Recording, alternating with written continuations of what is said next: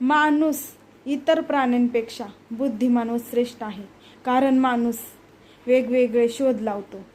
जर माणसाला एखाद्या कामात जर यश भेटलं नाही ना, तर तो खचून जातो, निराश होतो आणि प्रयत्न करायचे सोडून तो दुसऱ्या कामात व्यस्त होतो, दुसरं काहीतरी नवीन शोधतो. पण कसं असते ना मित्रांनो, एवढ्याशा छोट्या ज्या मुंग्या असतात ना, आपण जर त्यांचं वारूळ जर मोडलं का नाही, तर त्या प्रयत्न सोडत नाहीत, त्या एका जुटीने त्या कामाला लागतात.